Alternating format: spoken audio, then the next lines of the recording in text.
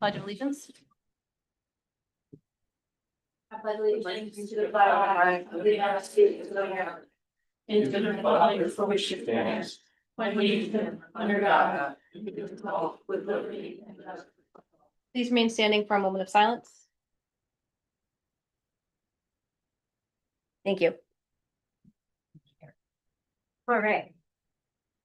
First on our agenda this evening, we have a public hearing for proposed amendments to chapter 3.50 of the Richmond Code of Ordinances entitled Tax Abatements and Exemptions. Can we have a motion to open the public hearing? Madam President, Sure. motion to open public hearing. We'll go for our roll call vote. Counselor Colasanti. Yes. Madnick. Yes. Palmigano. Yes. Reynolds. Yes. Wilcox, yes. A second to that? If not, I'll make one. Sure, you seconded it for the record. Thank you for catching that. So we have our public hearing open. We discussed this a little last time. I don't know if the tax assessor, do you want to share a little bit about what it's about for the public for the hearing? Thank you. Good evening. Short version is that if you do nothing, the increased values from the property revaluation, the property tax benefits that we give. So the numbers on the sheet that I gave you down on the bottom, you change the ordinance to those numbers. People that receive the exemption will receive about the same amount that they did last year. So it'll keep it roughly level. I also rounded to the nearest 100 or 1,000, just keep things simple.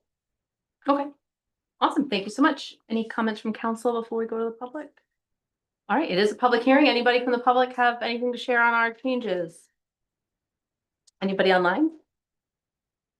All right, can we have a motion to close the public hearing? Madam President, move to close public hearing. And our motion, our second, we'll go for a roll call vote. Counselor Colasanti. Yes. Madnick. Yes. Palmigano. Yes. Reynolds. Yes. And Wilcox, yes.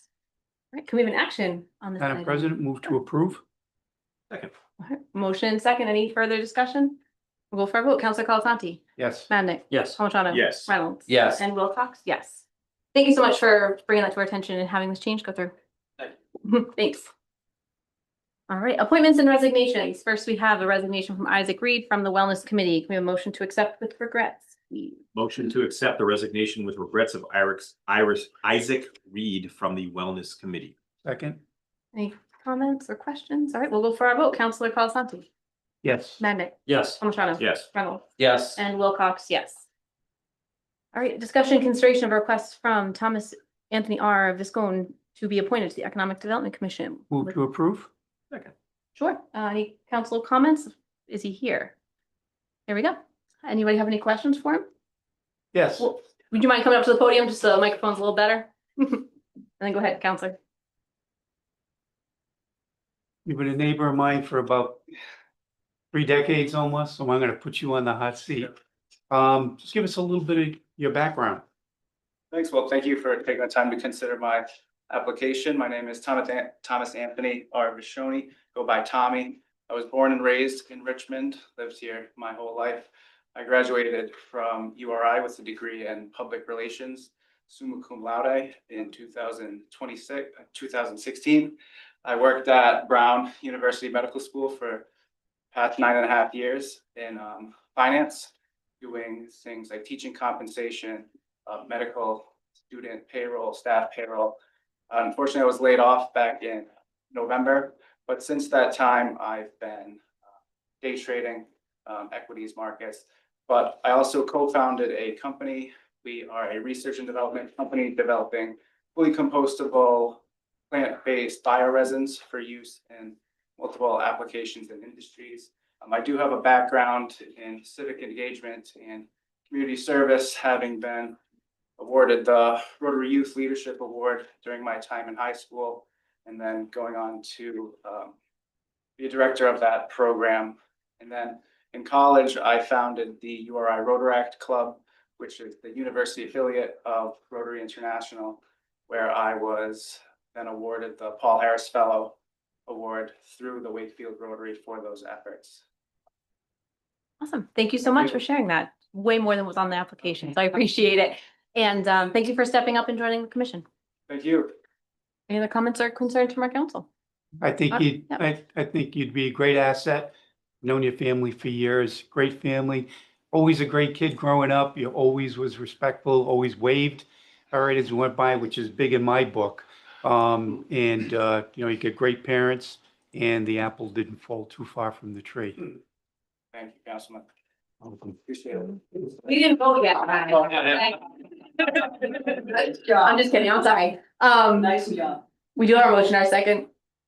We'll go for a vote, Counselor Colasanti. Yes. Madnick. Yes. O'Shaughnessy. Yes. Reynolds. Yes. And myself, yes. Sorry, they welcome to the party.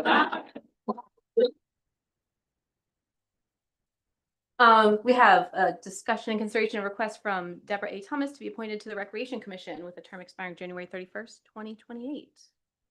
Do we have a motion? Motion to approve, to appoint Deborah Thomas to the Recreation Commission, term expiration January 31, 2028. Second. Is she present as well? Awesome, welcome. Thank you for joining us. Do you want to share a little bit about yourself as well? Didn't know I was going to. I'm new to Rhode Island and new to Okay. Richmond. I just moved here in January. Closer to my daughter and my granddaughters. I worked for the Attorney General in New Jersey for 35 years doing forensic audits. I have extensive volunteer experience. The one that we closely matched with the Recreation Department would be, again, when I was in New Jersey, my neighborhood, we had a beach club, it was a social club, and I was involved with many, chaired many events, ran many events, was officers in various things. I even served on the school board in New Jersey. I've taught religious education.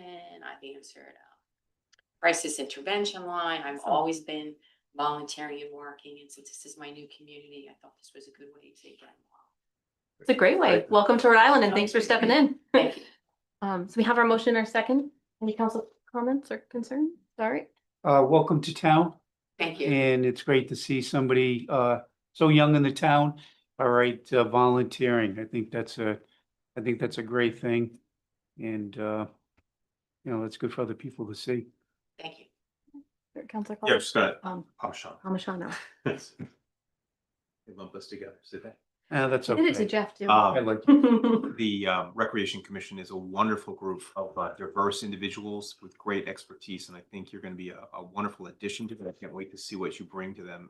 You're gonna find them a great group. If you haven't spoken with them already, they're a wonderful group, and I'm excited to see what you bring to the town. Thank you so much for stepping up. We'll go for a vote. Councilor Colasanti. yes. Madnick. Yes. O'Shaughnessy. Yes. Reynolds. Yes. And Wilcox, yes. Welcome to the party. Thank you so much. All right, next we have our consent agenda. It's just one item. Anybody? I guess you want to call it. Yeah, sure, go ahead. Motion to approve consent agenda item F1. Second.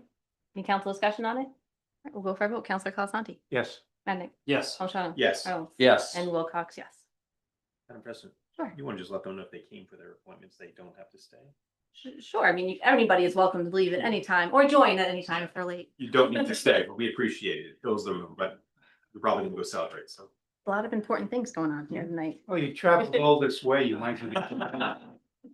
That's your chance. All right. All right, now we have public forum. The purpose of public forum is to give members of the public an opportunity to address the town council about items not on the agenda. We ask you to limit your comments to 3 minutes. You'll have one opportunity to address the council during public forum. This is out of courtesy for others who wish to speak to ensure we have equal time for all. There'll be a timer which will go off when your 3 minutes are up, so you know to finish. If you need more time, we welcome you to submit your comments in writing to the town clerk to be included as a part of the record in the communication section of the agenda. All comments should be directed to the president, not any other person present. This is all per our rules and procedures. So with that, any public comment this evening? Or anybody? Oh, sure. Go ahead, Mr. Parker. Thank you, Madam President. Gary Parker, Richmond. Just want a quick update on our ice rink game plan, ice rink proposal. We did visit the Charahoe parking lot with the vendor. We would expect Mr. Tanner Eback of Westerly. He's also the professional who does Westerly's ice rink, and he does them all around the country. He gave us an estimate around $180,000 to basically get this thing started. Of course, no town money at all, Mhm. as you know. Thank you. Yeah, you know, our strategy has nothing to do with tax money. But one thing that we will need eventually is once the EDC team, and welcome to Tommy to help us out with this. Once we basically get moving with a site and get that identified, well, actually, we've got it identified, we just need to get we can basically move forward. And we're hoping that with the Rich Task Force as well, working with us on that, to get the realtor, the property owner to actually say yes. We've got alternative game plans, just as you know, so in case that gets shut down, we will flex to another. Just want to let you know what the update was. We visited that last week. Awesome. Thank you so much. It's been Anybody else for public forum? Or anybody online? We have- Nobody online? All right, we will go on to our reports. Actually, Madam President, I meant to catch you. Um, Gary, Yes. just one quick question, if you wouldn't. yes, sir. Capstone's on board with this? That's what we're trying to find out. We've proposed that to their representative and got some feedback. Basically, a response will be pending, just waiting on that. And hopefully, with a little bit of assistance, we might be able to get closer to a yes. But if, always having a backup game plan, it is a great opportunity for Capstone, obviously in the entire village of Wyoming. If this can be developed there, it's an entire winter ice festival, not just an ice rink itself. The economic benefits would be manifold, and really quite almost non-linear, quite frankly, it would be quite a return. However, if Capstone does not agree, we have alternatives that we're gonna investigate, man. Awesome. And and some other commercial properties, possibly even private property or town property, if we have to, at for townhouse, but those are all outside the scope of the planning right now. It's just focused on Capstone. Awesome. Yes, sir. So we're still pending. We've got a response. We're just waiting for the response, saying yes or no. And how long has the gap been? Sir, my contact with their representative was in late May. And so was told, we'll get back to you, and sent basically a small PowerPoint with our game plan and an entire, kind of a concept of operations, just waiting on that to come back. But there's going to come a point, the EDC has basically, we've set a timeline. We can't do it this year, in fact, because it's gone too long, because we have to get sponsors. I mean, as you know, man, $180,000 of sponsorships, that doesn't happen like that. But so it looks like we're going to be doing it for 2027. If we don't have an answer, last EDC meeting, we decided if we don't have an answer by basically the end of July from them, we're going to skip it and go somewhere else. So Thank you Should so we think much of- for the update. Do you ever think about? We don't now- typically have a back and forth with public forum because we don't want to get too far off our agenda item. Yes. Typically, they come up, they share what they want to share, and they go back to I'll what they're talk to you doing. later, dear. yes, Yeah. ma'am. Thank you, Madam President. Thank you. It's a habit we've had for a while, so I want to keep that habit in check. On to reports. So my first item is an update on the farmer's market. Unfortunately, we started this process late. We should have, well, we didn't know we'd have this reallocation. So when we did, we reached out to DEM to discuss the potential, and they strongly suggested we reach out to see if we'd had feedback. I received a response from about 4 vendors with regards to whether they'd be interested in having a farmer's market here, and it was split responses on days, so it's not gonna be a viable market. There's no action on this tonight because you already previously allowed me to reallocate those funds to the community senior programs, senior service and recreation initiatives, but I just wanted to give the community an update that unfortunately there will not be a farmer's market in Richmond yet. Thank you. Madam President, Sure. are we able to ask questions on that? Yeah, it's an agenda item. Yeah, so just of the 4, so was there, were they interested? Obviously, it was split days. I think the community is wondering, are we ever going to have a farmer's market here next year? I mean, was it a difficulty of executing that this year? Was it difficulty in finding the day? Was it difficulty meeting the amount that we were allocating to it? What was the? No, so we had a great candidate that would run it, and that those funds will dry up with ARPA funding in December. So that will be a hurdle. Unfortunately, I think our neighboring community is doing one. What I did see in responses to farmers markets, and interest in vendors was mostly craft. I believe that you will see that that's not just here in Richmond, is that businesses are changing their model. They're trying to bring, with agritourism being so popular, they're trying to bring the client to their property versus bringing their product to a market. And so I think you have less vendors anyway. Obviously, we have less farmers in general, but those days were fine. It was just that we didn't receive an overwhelming response, and most of them were vendors, craft, with some, there was 2 farms that I would consider a farmer's market interested. Mhm. So, and the days were specifically done because Charlestown has a successful farmer's market. URI has a very well-attended farmer's market on Saturdays. So I think it was just a culmination of Hopkinton also started their farmer's market this year and had started this winter in doing that, as well as I think just people are generally less apt to do that as a business model. Okay, thank you. Yeah. Awesome. So my next item I'm actually gonna pull because unfortunately we didn't get any bids for our townwide generator, so we will go back out to bid. We received a few inquiries on serial numbers of town generators, so we will go back out with a more expansive bid package. I thought all the styles of the generators would have been good enough, but maybe we'll get one in the next bid package, so there's no action on that this evening. So I'll bring that forward to a future meeting because we do need service contract on our town generators. It's certainly the new ones that were installed for recent funding. My next item is support of New England Youth Cycling application to Rhode Island DEM.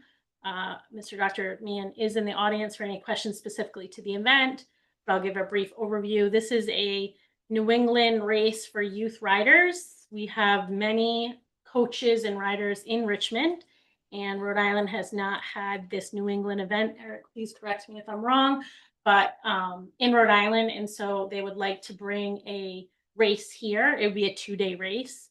The Washington County Fairgrounds has been very generous in donating their space, and there is state DEM land off of the fairgrounds, but unfortunately there is some small wetlands crossing, and so they initially got some pushback. So I had a pre-application meeting with them.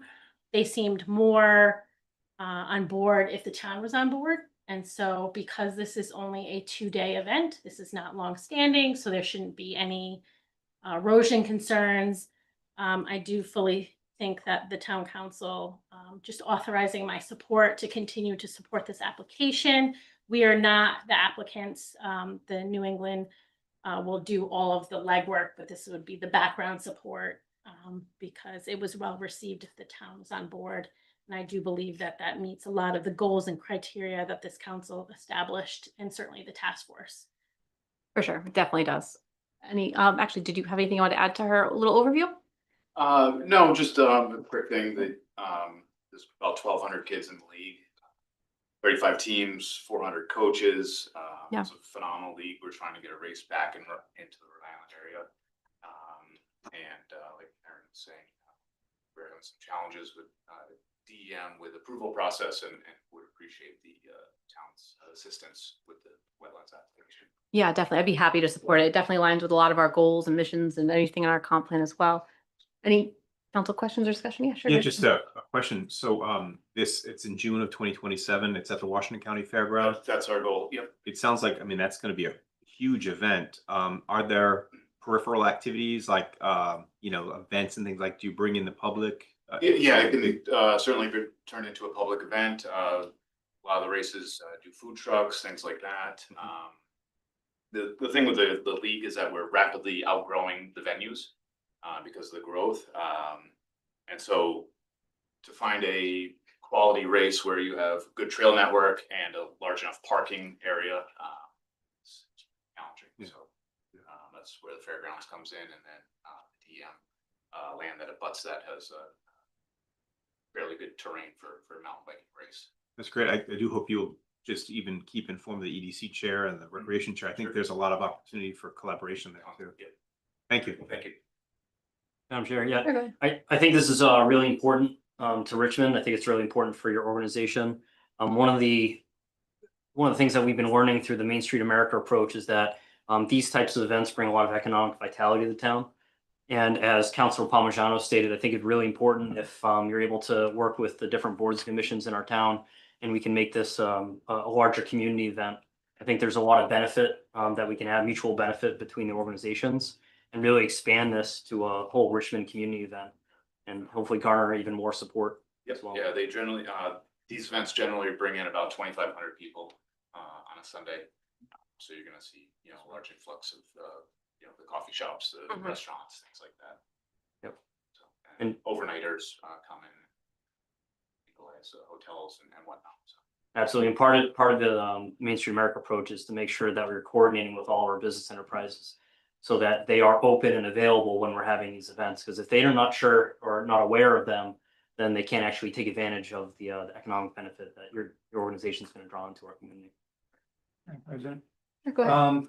One thing too is businesses in town going and getting sponsors through businesses in town. And I'm sure there'd be quite a few that would jump on board with that. So if you set a dollar figure on certain sponsorships for, advertisement, banners and whatnot, I think that would really get them going and thinking about doing something like that and getting involved. And I think that'd be a win-win situation. So with that said, Madam President, I'd like to make a motion that the Town Council of Richmond authorizes the town clerk, the administrator, all right, to move forward with this and supporting the New England Youth Cycle application for Rhode Island DEM for the New England Bike event being held in June 2027. Second. Thank you. We have our motion, our second. Any other council discussion? All right, we'll go for a vote. Counselor Colasanti, Absolutely. Madnick, Yes. Palmigano. Yes. Reynolds. Yes. And Wilcox, yes. Thank you so much. Congratulations. Can't wait for it. Yeah. All right, on to your next item, Mary. So Taya is not available this evening and she has more experience with this project. But we have partnered and gone out through Green Energy Bond Climate for some culvert design as well as our Beaver River grassland project, which our chair from the Conservation Commission, Mr. Turk, has.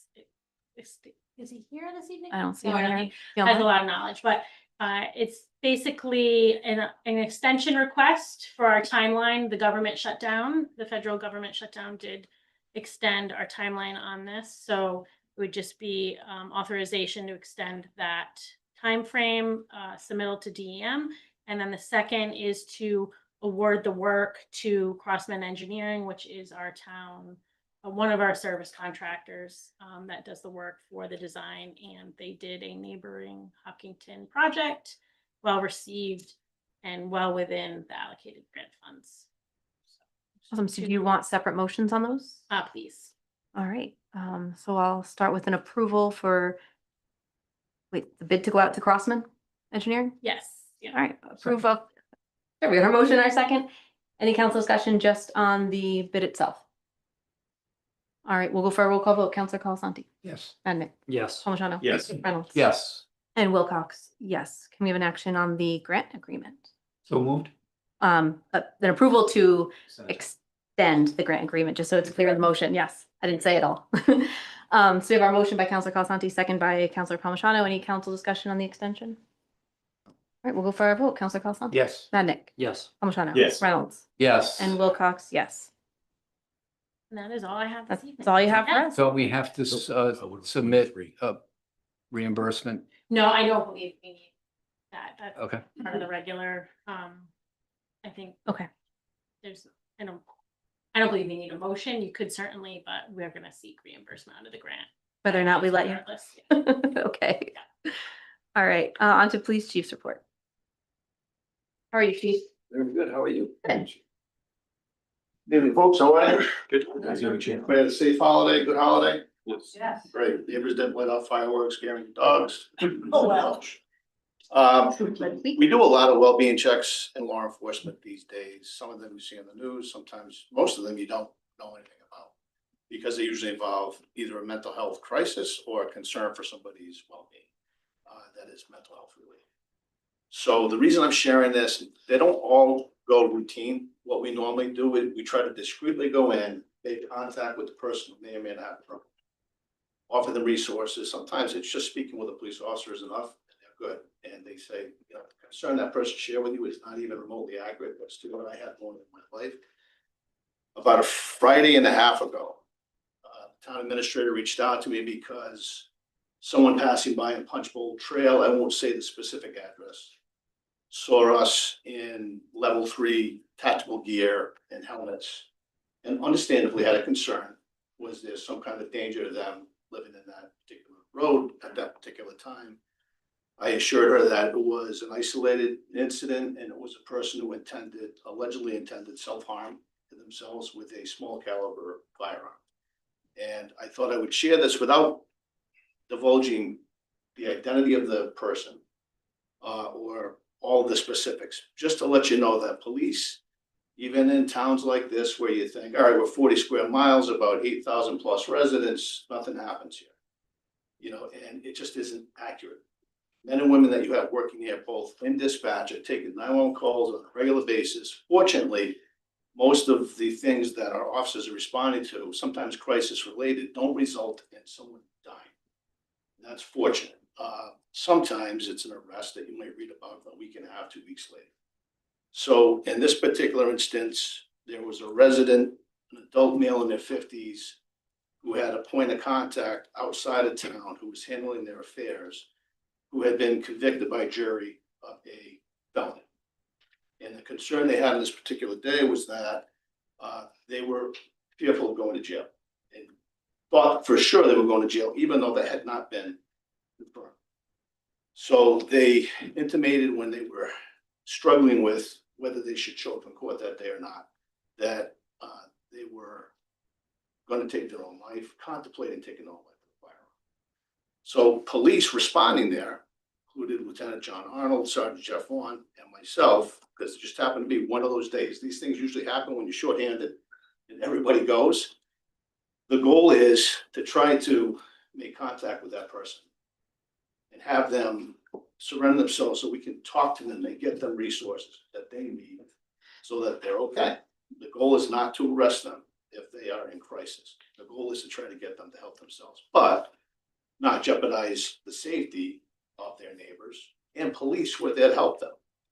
Suicide by cop is an actual thing. It does happen. Some people cannot take their own life and they're looking for police to do it for them. And those kinds of things traumatize police officers, and I didn't want that for any of our people or anybody else responding. We ended up getting there, securing a perimeter, establishing as much contact as we could with, you'd have to be essentially deaf or expired to not hear us. Bullhorn was used, banging on the outside of the house, telephone calls, which is my preferred method of talking to people. Hey, we're on the outside, can you come out and talk to us? And then Hopkinton, because of our numbers, this is another reason I wanted to share this, is gratitude to our neighboring towns. Hopkinton, Charlestown State Police, we all have mutual aid agreements with one another. It doesn't have to be an emergency. And we step in to assist them because we have like jobs and we're both shorthanded. In this instance, Hopkinton came out with Captain Glenn Ahern, Detective John Forbes, and newly hired Officer Jake Dennis. Very grateful for their assistance, very professional in the way they handle themselves. We have a ballistic shield, thanks to a grant that Jim actually was responsible for with the school safety grant several years ago through ARPA. Good job. Kind of coordinating that with school safety supplies, level 3 tactical equipment.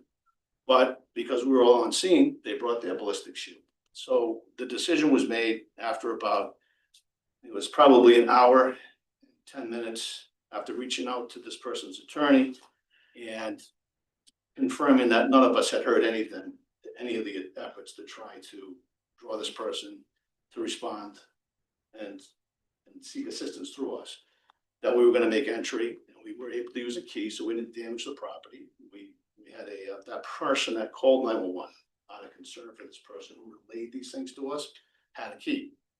So they provided us a key.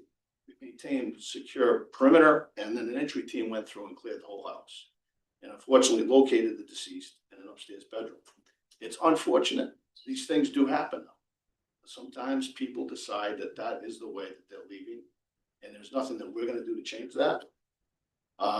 And then we have to conduct a death investigation once we determine that the person's expired to determine whether or not, do our suspicions match with what the evidence shows. And in this case, I'm confident that it did. So we had Detective Adam Trukowitz go and process the scene. The whole thing takes several hours. But for that snippet in time that they might have seen us in tactical vests with a rescue stage nearby, it is alarming to the community. It's also not something that we're going to announce on Facebook. We don't have endless resources where we're going to put this out and then alarm additional people to something that's already been addressed. So I just thought it would be good to share with you the insight of a police officer as to the types of things sometimes unfortunately happen. And although it wasn't a great conclusion, none of our folks were hurt. No neighbors were hurt. And the investigation was completed. And we're satisfied that the results are going to match with what the autopsy shows. So that's all I have, unless there's anything else. Yeah, thank you for sharing that with us and Thank you. great work. I'm glad the communities are working together. We had a great relationship with us. All right, next we have our finance director's report. How are you, Danielle? Good. It was that time of year. Well, it was 3 years now. This audit will be for 5 years. We go out to bid for audit. This year, we only had the one, which was the same audit company as we had for the last 3 years. Their audit bid changes each year, but the total overall for the 5 years will be $206,400. We did meet with them because of the lengthy time for this audit that we just received. And we did a timeline so that hopefully this year things will go much smoother. Mhm. Do you have any questions? I do not. Do we have any council questions? Sure, go ahead, Councilor Reynolds. I was just going to ask, I know you said that because of the issue with them meeting deadlines, you were going to put established timelines in this contract. Will they give us an out if they cannot meet? Because we're committing to 5 years. We have an out anyway. We have an out in the agreement. Okay. I just want to make sure if it's It's not, part of, they Yeah. continue not to live up, we can yes. go elsewhere. Okay, great. Thank you. Did I see your hand as well? Yeah, unfortunately, what ends up happening is we usually get an audit report in January. Hard copy, the auditor comes in and they give a presentation, if there's any questions. I don't know if anything was done even the year before that. Because I asked Jeff Dinsmore a couple of times if he had ever gotten the audit report, and he said, no. Did you ever have a meeting with the auditor? Yeah.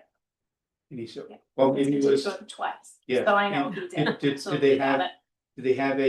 did we have a meeting with the auditor? The auditor did not come. No, Okay. she did not come that year. Well, that's really important because, you know, we're paying them all that money, not to just get a beautiful copy of an audit. We need the auditor here. And unfortunately, what they did is they put a town in a cycle that's not good. Because before we even start the next fiscal year's financial needs and wants, when we start the next budget season, we really have to get the audit, discuss where the town is going, discuss what the shortcomings of the town is at that point, before we can even start talking about the next fiscal year.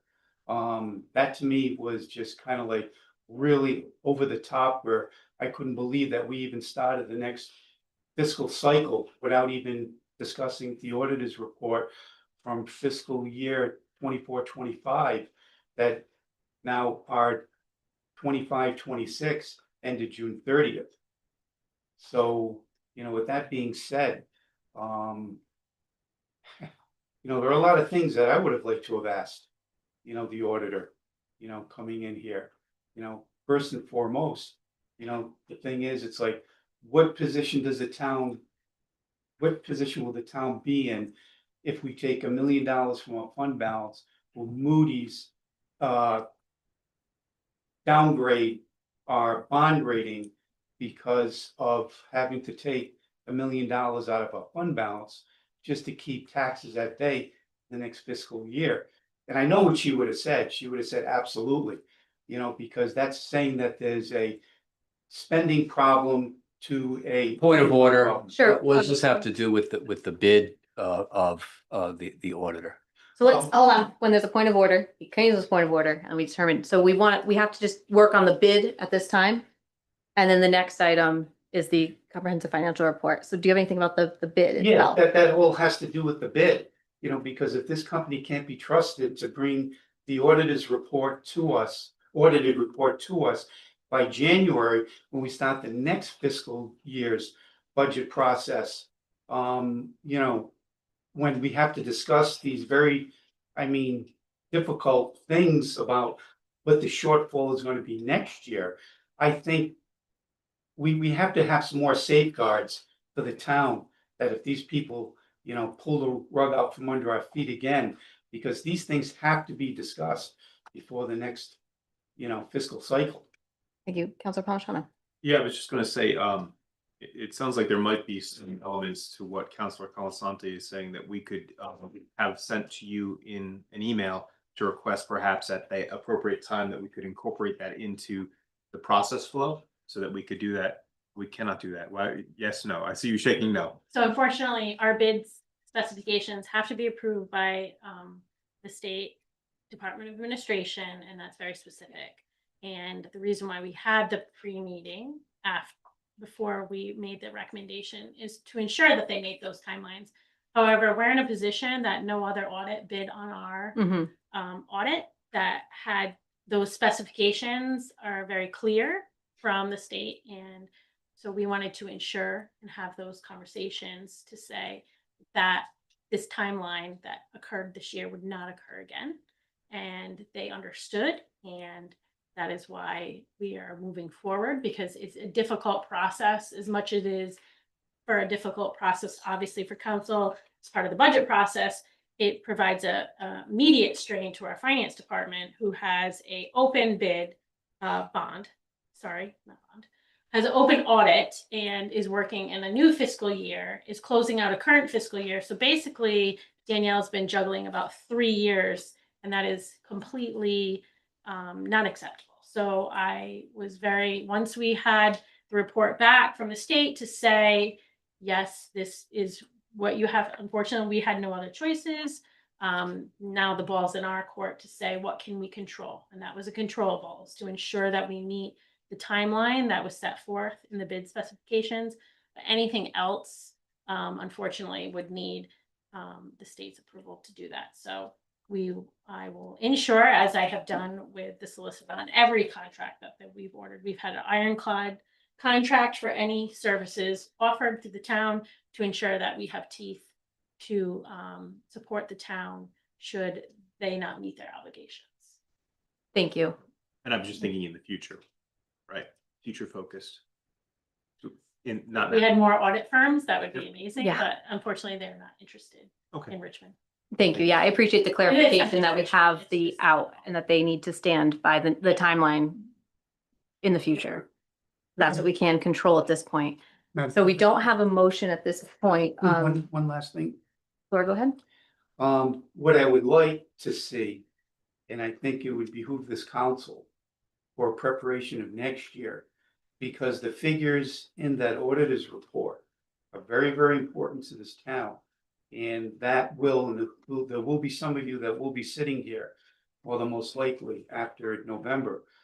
So, we're paying 40 some odd $1,000 for an audit.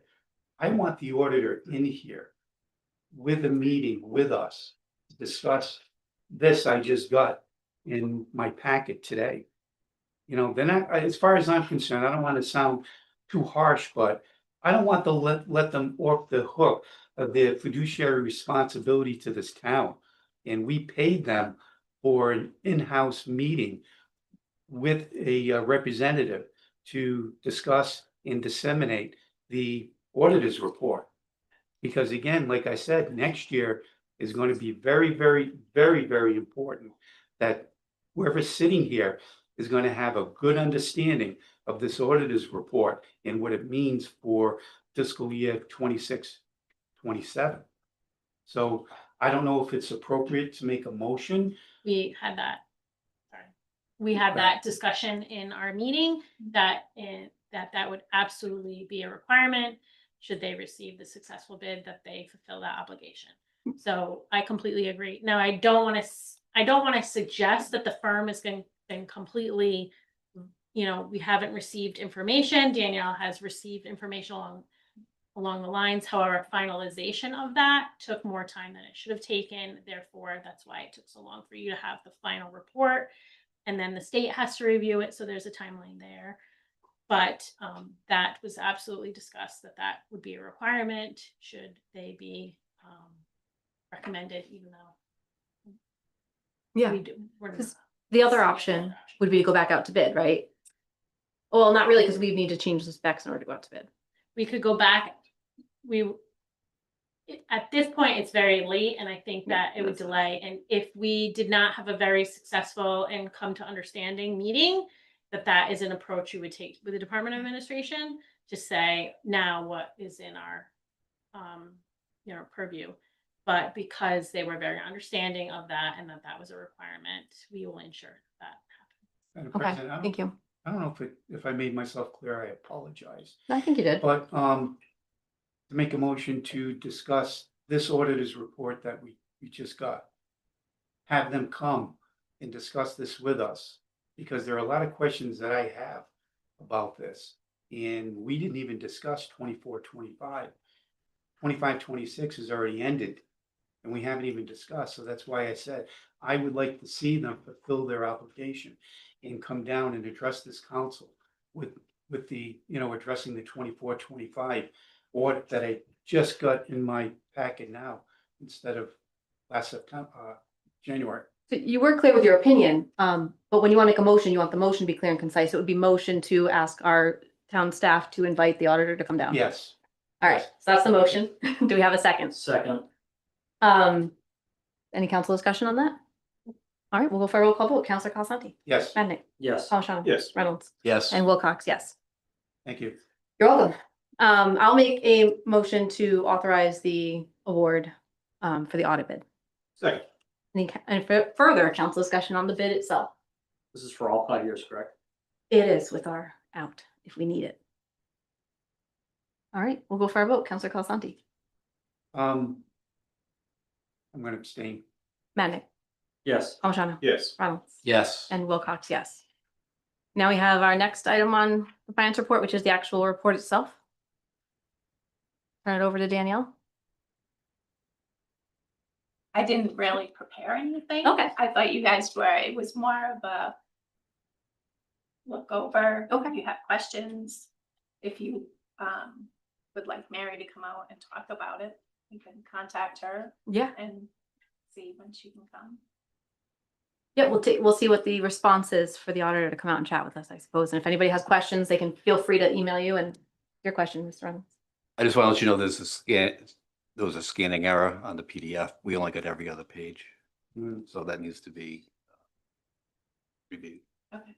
Yeah, we used to get a nice hardbound copy with Yeah, a that's- nice, for 40 some odd $1,000. I'd like to see a copy like that we've gotten in the past. Yeah. Because one, it's very professional, two, it's what they should give us anyway for the amount of money that we're paying them. And then three, they already do it for most other municipalities, so why should we get the short end of the stick on how much we're paying? I want to see a nice hard copy bound, all right, with a beautiful picture of the Richmond Town Hall on the front page. Most towns do not get bound ones anymore. They get them emailed to them. 21st century. Yeah, And we it's used to get the nice website, little, It's everywhere. It's We did, available. we paid for one council copy because everyone else receives it electronically. oh, So you need to provide one council copy, and that once we get the bound ones will be provided, but I'm okay with due to it. timing, we thought it was important to get it Yeah, to you so we could award the bid, because the state has been saying you need to award this bid. for sure. All right. We will go on to our Affordable Housing Committee report by Mr. Kelly. How are you? Thank you for joining us. Thank you for having me. Sorry it's been so long. It's okay. I've got a nice rebound copy for you guys. Bound. Sealed, actually. Realize the scan might not have the colors. Is this the same that's in the packet materials? Yeah. but All right. charts, it's fine. Yeah, thank you. I just want to let the public know we have the same information they have. Same information, exact same thing. Fight over it. All right. So how much time do you want to give me? I can go fast, I can go slow. Got a timer for 3 minutes here. 3 No, I'm minutes. just kidding. You can take as much time as you need. We've been waiting for this report for a while, so I suppose help share what you would like to share. I know. All right, so give some background on this. So Bryce Kelly, Chair of the Affordable Housing Committee. Back in 2023, state legislation impacting accessory dwelling units, so like in-law apartments, that kind of stuff. That was something that the planning board, which I was on at the time, was looking at very closely. Thought it'd be a good idea to have a survey. So we started to formulate that survey, right? As we began formulating that survey, we realized it's pretty narrow in scope, so we wanted to expand it to kind of housing needs more generally, housing affordability, housing needs throughout the town, what people's impressions, thoughts were. So the survey was developed using some surveys that have been used in Rhode Island and Connecticut, obviously tailored towards Richmond, tailored towards specific income bands, things like that at the time. It went live in 2024. It closed in June 2025. Here I am a year later to go over it. So I think it might make sense to kind of start with the total number of respondents. Over 300 people responded to this survey. That's actually really, really impressive for a town of this size. You know, per capita, that's probably way better than most towns around here in terms of municipal surveys. It's not a fun thing to do. There was no, I don't think we had any gift cards or any things like that. So you're just doing it out of the goodness of your heart. So that was nice. It's important to go through the demographics real quick. So demographics, obviously not a lot of young people were taking this survey. Respondents skewed a little older, larger portions of 55 plus, race and ethnicity, mostly white. Most people lived in Richmond. We asked this question in case we got any workers in Richmond that might want to relocate to Richmond. Wasn't really the case, but we wanted to have that question in there. Tenure, meaning if you're an owner or renter, most people are owners here, kind of lines up with the census data as well. So no surprise there, but still important to ask these kinds of questions. We then started to get into the survey. We started to get into, you know, length of time that you are a resident of Richmond, right? To get an idea of, is it harder for newcomers or people who are more established, people who maybe are on fixed incomes? So a large portion of people have been in Richmond for quite a while. I think 43% of the respondents had been in Richmond for over 20 years. Now, if you think 20 years ago, housing market was very different. So keep that in the back of your mind as we get through this. Household size. So household size kind of generally stayed around that 2-ish people per household.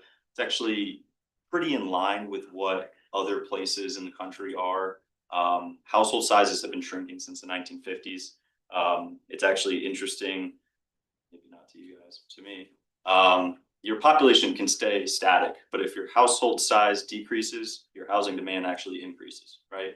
Because you have to house the same number of people, but they're now in smaller family units or housing units, right?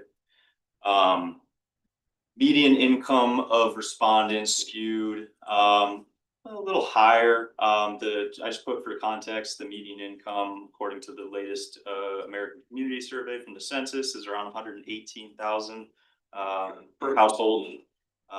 So no huge surprise there. This is where we start to, in the next slide, start to actually ask about people's thoughts on affordability in Richmond. This is where I think it starts getting interesting. 80% of respondents think an affordable housing payment is less than or equal to $1,900. I don't know anybody who's, you know, bought a house recently or even paid rent recently. 1,900 is pretty nice. I take it. But then we ask people what they actually pay, right? 30% of respondents actually paid more than 1,900, and 20% of respondents own their home outright, right? They didn't have a note on their home, so they're not paying a mortgage, right? So again, keeping that in your mind, how does housing affordability impact people who might not have a mortgage, who might, you know, be on fixed incomes, things like that? It starts to come through a little bit more throughout the survey. What we really wanted to get is kind of both of those bands, right? People in non-prime earner years, so seniors, older people, and then younger people trying to kind of break into the community, because those are the people that typically struggle to afford housing, especially in the housing crisis we're in now. And then we kind of just get into general attitudes, right, about housing affordability. So almost half of people don't think Richmond's affordable. You see a lot of these unsure. Can't say for certain. I would imagine that that might be because some people are a little bit more disconnected because maybe they've owned their home for a really long time. I don't know, maybe they don't think about it. I did think it was interesting that that was a pretty decent size of that pie. Is the cost of housing a concern? That's where you get over half of respondents answering that yes, cost of housing is a concern. Not that the market has changed dramatically since 2025, but it hasn't gotten better. So I think take any high level takeaways from this and think probably not any better. You know, it's probably getting worse. And then when we look at the importance of housing affordability, respondents generally thought it's really important, obviously. And then because this was kind of coming from a planning board, affordable housing committee perspective, we start to ask more questions about, you know, is Richmond doing enough in terms of what the housing choice is? Housing choice meaning, you know, variety of homes, right? Not just your single family attached, but, you know, maybe your age restricted for seniors condos, your manufactured homes, your duplexes, things like that. And so a lot of people didn't think that Richmond was doing enough for housing choice. Perceived housing challenges kind of ran the gamut. Keep in mind, this was a select all that apply, I believe. So you'll see, you know, doesn't add up to 100%, obviously. Rising development costs, lack of housing supply, lack of housing variety. All these things really play into it. And that bears out, right? There's a lot of things that impact housing costs. It's not just local land use controls, it's state permitting. You know, you think of wetland permitting, that's DEM, that has its own process and things like that. So there's a lot of variety, or there's a variety of factors that really influence housing costs. When we drill a little bit deeper, what housing types do you think are appropriate to meet residents' needs? People still favor single family homes. That's not surprising. There's a place for single family homes, certainly detached single family homes. But people do have an appetite for other housing types as well, right? You think about the different life stages you've been in. You know, you might have been living in an apartment when you were in college or right out of college. You might need to downsize from your single family home. You know, it's you know, time to go to a single floor, you know, safer ADA type home. So there's a lot of variety that's still needed despite the prevalence being single family homes. Just because this initially started as an ADU survey, I asked the question. I don't know what I was going to do with the results for that. I felt like taking out the ADU question was disingenuous. So I really like asking in these surveys. I do these surveys elsewhere. Have you had any conversations about housing affordability? And if so, what was discussed? Because people really do talk with other people about how expensive housing is. They don't like to come to a planning board meeting or a town council meeting to talk about it, but they'll talk about it over coffee, things like that. So I included this pie chart where I kind of just distilled. These were free response questions, so this took some wrangling to kind of distill these down into the categories you see. But I mean, housing affordability and expenses is just astronomical in its share of what people are talking about, right?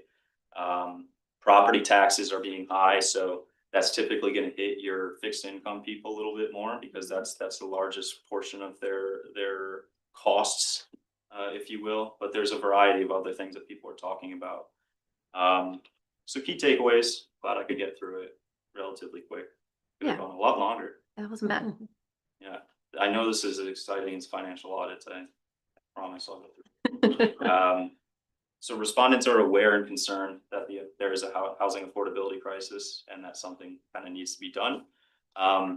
Respondents tended to own their own homes and have been residents for quite some time, which, and this is my conjecture based on the data, which may work to insulate some of our community from the true cost of housing. Not to say that property taxes aren't a true cost of housing, obviously they are, but from the astronomical jump in, you know, month to month costs, either in rent or on a mortgage. I added this in because I felt like it was necessary because this had gone on for so long. The 2025 median single family home price in Richmond was $545,000. That's up from $446,000 the previous year. That is the highest jump in Washington County. I just want to put a plug in. As EV and different defense and manufacturing companies continue to hire, Richmond is centrally located off 95 in between both. I do not think you're going to see the median single-family home price suddenly level off or decrease. The demand is there. They will pay whatever it costs. And then the desire for more housing types, other than just single-family homes, is there, both in terms of housing types and in tenure. So, we see some rentals coming in on 138. People definitely still need rentals here, even though there aren't a lot of rentals. That doesn't mean there's no demand. It just means there's a lack of supply. And then finally, respondents expressed a desire for more housing options for seniors and young adults. So again, both of those kind of brackets outside of their prime income earner years. Yeah, I mean, we're going to continue to see state laws being passed to put their arms around housing locally, because local municipalities aren't doing anything, right? They're not being proactive, they're being reactive, and they're letting state legislation consume their agendas because they didn't do anything for 20 years. So I think this evidence kind of bears out that there's a hunger for housing, hunger for addressing housing. So open any questions, comments, concerns. Madam President, Yeah, sure. if you wouldn't mind. Bria, I was wondering if you actually compiled any information in regards to what the biggest reasons why there's been such a spike in housing costs. And I looked into this in preparation of, you making your presentation. But the average federal, state, and municipal regs increases the cost of the average house about $130,000. Now, that's more than the average house cost 25 years ago. And that's just the regs that add the cost to the builder, which then passes it on to the consumer who buys the house. And then when you look at, and there's a gentleman, you've heard me mention his name before, Thomas Sowell. He's got PhD. He is a very wise man. He's taken the knowledge that he's learned and experienced in his life, and the person that can actually take that information and turn it into good wisdom. There's one thing about having knowledge, but there's another step to that if you can take that knowledge and actually extend it into wisdom. And this man has done that. And what he has said in some of his writings, besides the average regs that have added $130,000 to the average house, when we look at how much land has been taken off the tax roll, all the open space, all, anything involved with taking state land, taking it off the tax roll, federal, taking it off the tax roll, the town of Richmond, taking it off the tax roll. That adds the pressure to whatever's left for the developer to be able to buy, and then increases the price of the lot that he is buying. Because if you look at Richmond, we've got probably, I think there's only like 14% of Richmond that is tied up in perpetuity. You can't touch it. That's a big number in land. So that increases. Well, it's close. But if you look at, but the point is, when you look at how much land is being taken off the tax roll, putting aside in perpetuity, it increases the cost of the land to the builder, then again passes it on to the consumer. So these are things that government is doing. So what the government is doing is creating the problem, and then they're trying to solve their own problem, which they have a big ineptitude to do. Do you have a question? Perfect. Yeah. What was there? Did you have a question for him? Did you compile any of that into? Did I compile any of that? Yeah. No. Yeah, it's certainly true that layers of regulation can add time, money, costs to developers. I would argue that local zoning has a huge impact on costs, right? I would disagree vehemently that having open space that's off tax rolls inherently increases price of land elsewhere, because It is the improvements on that land that build the value in that land. So there's a solution, and it is to allow more improvements on a piece of land or pieces of land, and there's more value in that land. Well, it's a nationwide problem. It's not just Rhode Island. It's happening all over the Yeah. country where more land is being taken off the tax roll, putting it aside in perpetuity as open space or whatever. And now it puts more pressure, the land. It doesn't have to is- put more. So we're not pressure. gonna go into like a back and forth. Usually during council meetings, we do, I know we're on a pretty loose meeting, but we do ask permission from the council president before you speak. I usually, do that pretty frequently.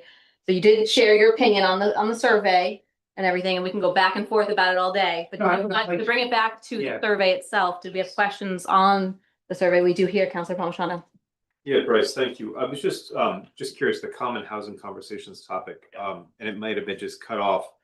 The 4% was concerns over retention of rural character, and 3% wasn't listed. I was curious if you recall what that was. And there's a follow-up that one of the things that oftentimes, and you don't have if you don't have that there, don't worry about it. There's just a topic that I was surprised didn't come out of the conversations was, and I think there's a connection and a challenge in our community between housing, school, so did that rise anywhere, because Not really. I mean, there obviously is an interesting through line that some people will draw between housing and schools. It didn't come out here. The 3% I can't speak to. It probably did just get cut off in the legend because that chart was getting pretty big, but I can pull that Yes. and send that over. Thank you. Thank you. Any other questions on the survey? Yeah, Madam Chair. I don't know if you happen to take a look. Actually, I'm gonna step back a sec. Thank you for putting this together. I know that when we were on the planning board together, we worked on this, and as the Affordable Housing Committee liaison, you put a lot of effort into this. I think this is great information. As you mentioned, yeah, Electric Boat's hiring. I work there. One of my employees actually wants to move to Rhode Island and has been asking me about the area, but there's nowhere affordable in this area to live. He's a younger guy in his early 20s. But I did put this survey on EB's intranet, so for people that were interested in looking into it. In the financial audit that we provide, at least 50% of it, since only half the pages were there, on page XI, there's an interesting table regarding building permits from 2015 to 2025. So around the 2015 timeframe, the building permits are fairly low. Then they kind of increased up to right before COVID, and then since then they've decreased to between 17 and 20 per year. And I know you're pretty familiar with like the town's build out analysis and the comp plan, realizing that a lot of the available developable land is actually the hardest land to develop on unless you start to turn some golf courses into housing. Excuse me? Probably don't want to do that.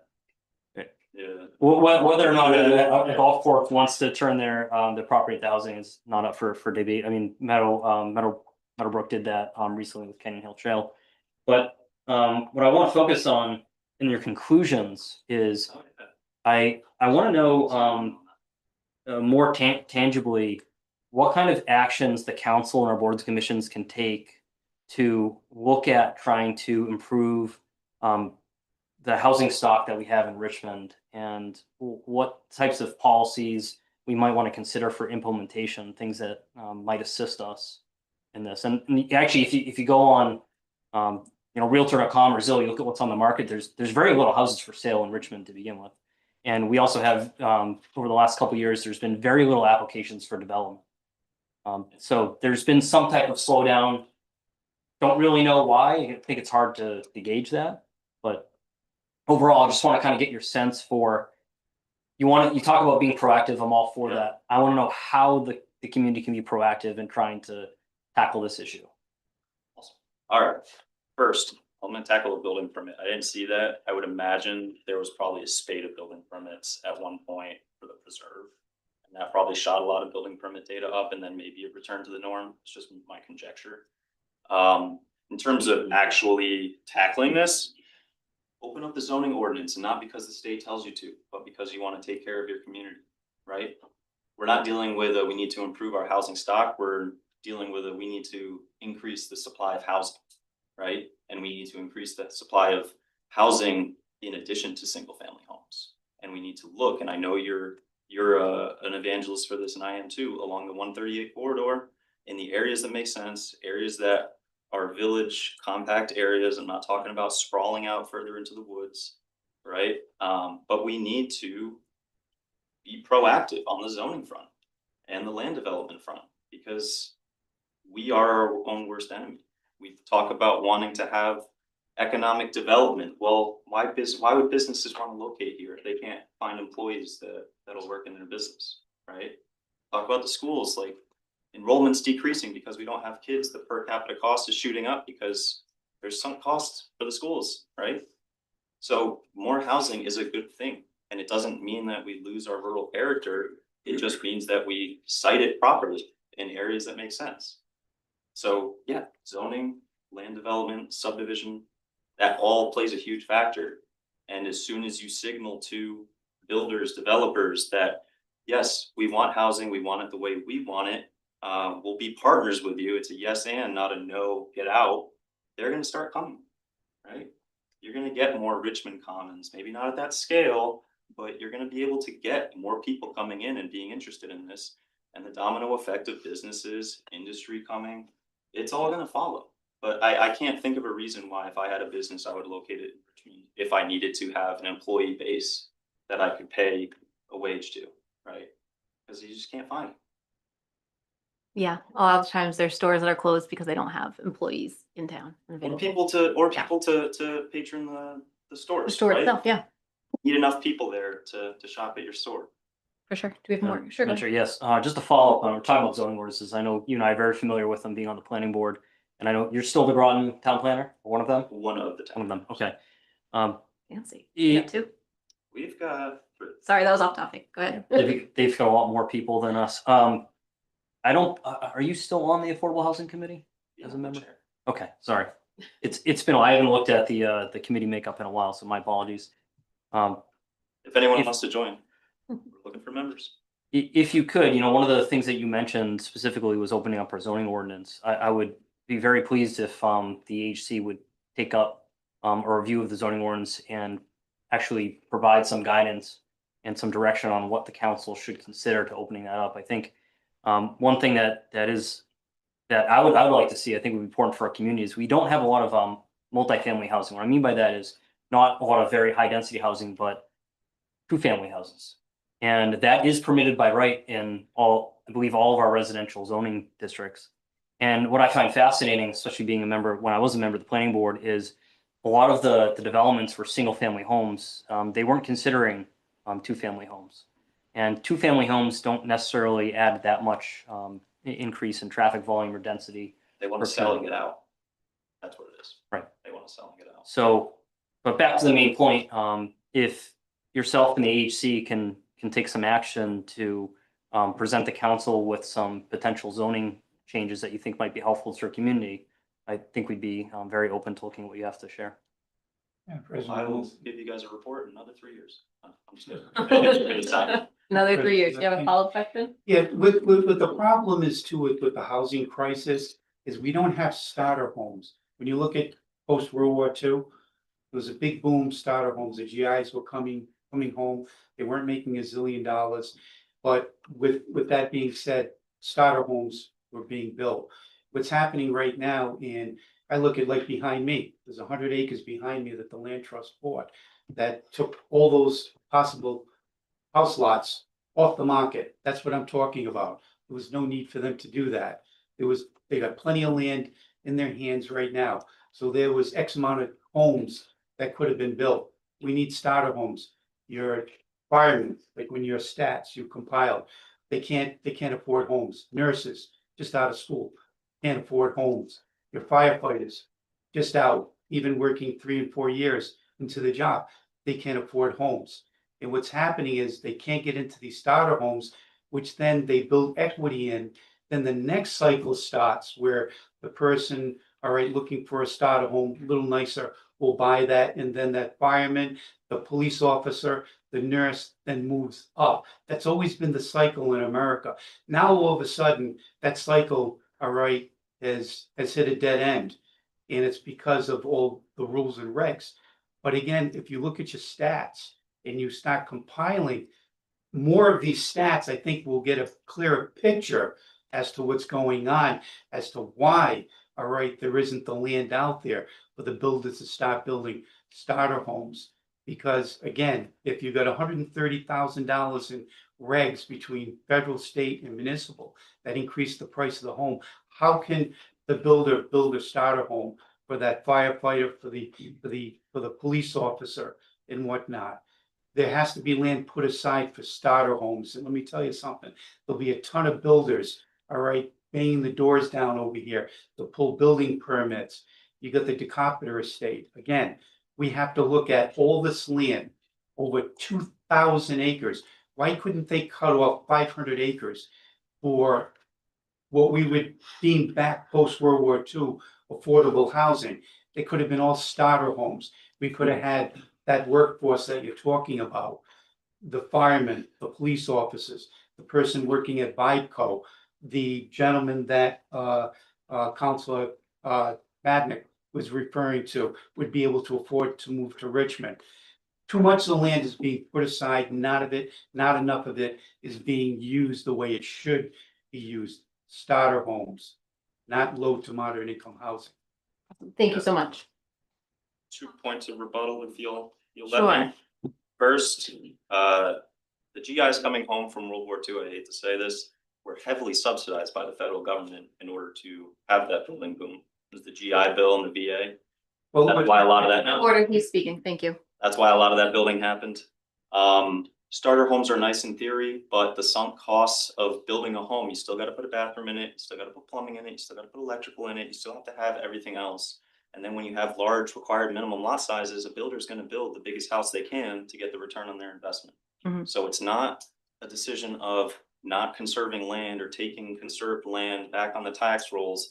It's about just looking at your zoning regs and your dimensional regulations in your zoning and unlocking that. You don't need to start carving up woods and open space to do this. It's not that complicated. So it doesn't require all of a sudden getting rid of Arcadia and getting rid of Beaver River. We don't need to do any of that.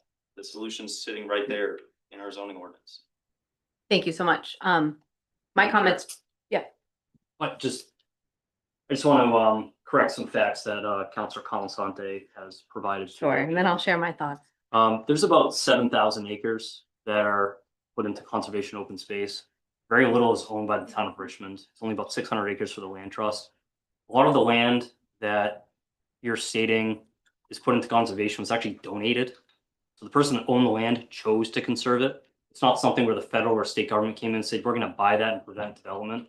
So I think before you provide information to the public, you better understand where that information comes from. Thank you so And much. it's all in our comp plan if you want to read it yourself. Okay, And can I just say something real quick? sure, just please make sure you stick to the facts. The land that you're talking about, this was before any of you ever dreamed of moving to the town of Richmond. It was called Birchwood. The state was coming down here in Richmond, right in the Decapitor estate in that area. They wanted to put a new state landfill in the town of Richmond. In the 80s, we bought it. And that was before any of you moved into the town of Richmond. So basically, the state can do anything they want with the land. We paid, all right, for years for the legal fees to stop the state from turning that beautiful piece of land into a new state landfill. So I'm sorry, Dan, you know what I mean? Yes, historically, you haven't been here for very long. I've been here for getting almost 40 years now. And there are a lot of these things you don't know about. So realistically. So maybe through the chair going forward, please, if you're going to be attacking a council. There's a lot of things that you don't know.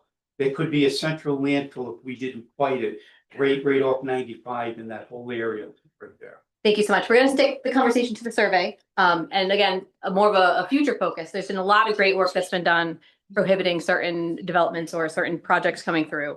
So my comments were going to be very future focused as well. And I had similar comments to Dan where I wanted to know what actions the council could take or what the Affordable Housing Committee would advise us to take to move forward with this plan effectively. So I think you've already answered that. I will make you answer it again. I just wanted to share my thoughts when I get an opportunity to. If you want me to speak more succinctly about it, I think the resolution next on the agenda sends the message to builders and developers that we're not looking to have more housing. And Okay. we're adversarial against the state, but we're not doing. We'll anything get there for ourselves. later and we'll I have know. public comment too, so I would welcome you to share your comments when we get there. And also I do want to thank you and the Affordable Housing Committee for your work on this, because I know I've been a part of the council as you were developing it, and it's been a lot of work. I'd be curious to know if there was any feedback you'd have for other committees and commissions on what you thought you were able to get so many more responses than usual, and if there's anything you can think of, maybe not now, but later, to share with the other boards and commissions that want to do surveys, to say, we really, like, do you know where the most of the responses came from? Or maybe because it's a little bit we more of put an, the sucker in the tax bills, right? When you All submit your right. tax bill, you took a survey about housing affordability, right there in your face. that's probably a good This match. is a very salient issue too. I think you would struggle to get people to respond at this level to, and no offense to anything else, but you know, like a new sidewalk, right? Like this is something that's on people's mind pretty regularly. So I find that people will share their thoughts a little bit more. Awesome, thank you. Any other questions or comments on the survey? From the survey. Thank you. All right, thank you so much. Thank you. If you do have a member of the public who'd like to have a comment, go ahead, Ms. Sheehan.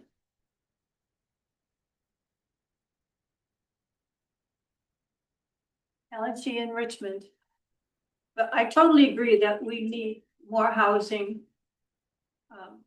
Housing that is affordable, not affordable housing. I wouldn't mind changing the zoning to make it 1 acre lots instead of 3 acre lots. But we have to make sure that there's enough space for septic and well. When I read in this report, the Route 138 corridor is designated as the growth center, meaning that it has the requisite connections to utilities and transportation. In other words, to put in the housing there. So to me, that indicates that you're giving up our industrial area for housing. So I would be totally against that. Unless you have a plan where else you're going to put the industrial land. So yes, I do. I think we should be get the state to give us the land and make the neighborhood smaller lots so that people can get the houses and they'll be less expensive. Okay, maybe not so inexpensive. Maybe the square footage is higher on a smaller house than on a bigger house. But the idea of giving up our little industrial land for housing, I don't like that. There's housing in Shannon, and they have wells and septic. So we could do that somewhere else, not in our industrial land. Okay, thank you. All right, no other comments from the public. We will go to our next agenda item, which is new business, a request from Councilor Madnick for discussion and consideration of a resolution concerning municipal authority over land use and housing decisions. I'll send it your way, Councilor Madnick. Yeah, let me scroll to it.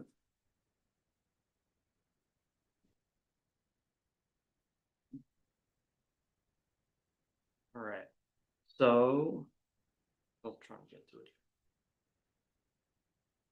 Yeah, 150 pages in our agenda, so it's back up in our audit.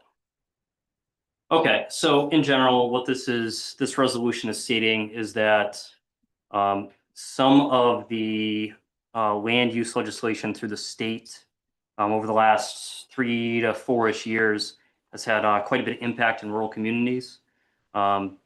We've received a number of resolutions from other communities that have signed on to support each other regarding their involvement in land use and municipal authority regarding some of the state housing bills. So Portsmouth had started this, and we kind of sat on it for a little bit. I was asked by a number of community members to kind of look into it, especially given my background on the planning board for 5 years. And I kind of wanted to see where things were going and how things worked out. And I went through and I looked at all the bills, and I had actually sat down with our solicitor and talked through some of them. Agreed with the intent with a lot of them, disagreed with some of them, but very minor things that I disagreed with. But it's really hard to tell sometimes when you have like multiple years of these land use bills and what the consequence would be after all the the dust settles. And I think a lot of them kind of come fast and furious, and it's been hard as a community and as a planning board to really kind of take stock of like what these things are actually doing for our community and how that impacts our comp plan, how that impacts zoning and development. And so I felt that as a rural community and one that could be affected negatively, but very, very high density housing, comprehensive community, comprehensive permit applications, which I don't necessarily disagree with. But I think they have place and location that would be more helpful in town, like our growth center. We have a really good comp permit application that I'm hoping moves forward. They just got awarded a grant from the state. Richmond Place, it's for a 69 unit development, which is right next to a 100-unit development, Fox Run, that's on Stilson. I think that's located in a really good spot. And as Mr. Kelly stated, I think our growth center is really the area that we need to target for a lot of the higher density housing. I know in the future, we're going to be presented with a zoning amendment application for the Richmond Commons property. That should help facilitate a lot of mixed use housing, higher density, and by regulation, that's going to be limited to 2 bedrooms. So that'll be more of the less expensive housing that I think the community needs, especially based on the survey and what we've seen on the comp plan and others. But generally, what this resolution is doing, in summary, is it's going to sign on with other communities that share similar concerns, just to get more involvement in some of these the land use legislation that goes in front of the State House. Now, you could argue that, well, we have representatives that we can rely on for that, our Representative Cotter and our Senator Morgan. We also had some involvement through our solicitor at the time, and also through the League of Cities and Towns. But sometimes it feels like a lot of our interests aren't aligned with what some of the state wants. Mhm. And I agree that the one size fits all approach for the entire state doesn't necessarily work in all areas. And I just think it's important for us to have a little bit more say in how we handle our zoning regulations in our town, because our town is different than a city. It is rural in nature. And our community has certain wants and needs that may be different from a more urban district. And I think it's important to balance all of that, the need for housing affordability, because we have a supply and demand issue. So more housing should help the supply, hopefully prevents the bleeding of housing costs rising. So I think, having more of a say in that helps. Now, to be completely honest, I mean, resolutions are great. It goes to the it'll go to the state and say, hey, look, we want to have some involvement, some influence in this. But at the end of the day, it really comes down to our state representation and making sure that we're communicating with them about the needs of our community. Hmm. So I felt that it was important that we sign on with some of the other communities that held some similar concerns that we did. So what I did is I took a similar resolution that Charlestown passed. I modified it for our needs in Richmond, went back all the way to 2022 for some of the land use bills that were moving forward, just to say, hey, we'd like to have more involvement in some of these decisions. Awesome. Thank you so much. What do we have for council questions or concerns, or do we have a motion? With no council questions or concerns? Oh, sure. Go ahead, Councilor Clausen. I like the idea of the resolution over the last 3 or 4 years. And I think it had a lot to do with the Speaker of the House, who is a land use attorney. I think he got a little overzealous in what he wanted to do with reining in a lot of the power that the local municipalities had. And I disagreed with that right from the get-go when we started getting correspondence from the General Assembly, our reps and whatnot. So I think with Mr. Sakachi not sitting there, I think there's a good time to push some of these back, because the biggest advocate for a lot of this is now gone, and that's a good thing. So I agree with this, and I think it's time for other towns to jump on this and start pushing back, because a one size does not fit all. Thank you so much. I'll go to the public after we're done with council. Any other council questions or concerns or thoughts?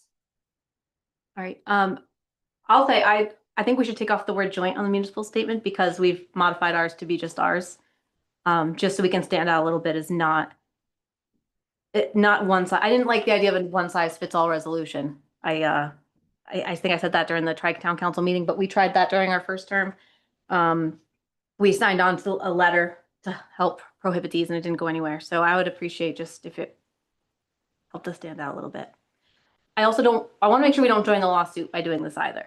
So that would be, okay, so I want to make sure we're all on board that we're not joining in on the lawsuit because I would not want to put any further burden on taxpayers and join in on that.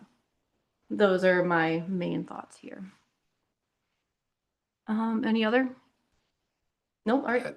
Yeah, I would just say I agree that, we need to emphasize the it's not one size fits all. We need to try to work with the legislature to lobby for this, to get leeway on issues that are important in rural communities, like making sure there's adequate water and septic to support the development. And I don't know that that's been adequately addressed. So I think it's important to make sure that's heard and that we try to work through that process, through the legislative process, through the lobbying process to get those changes made to the statutes. And hopefully we can get that. But I agree with President Wilcox that we shouldn't be joining in litigation, funding any litigation.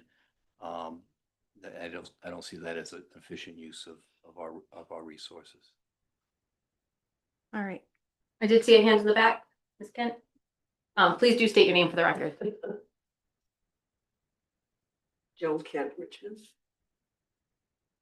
I agree with Mr. Madnick said that we should have control over what we want to do in our town.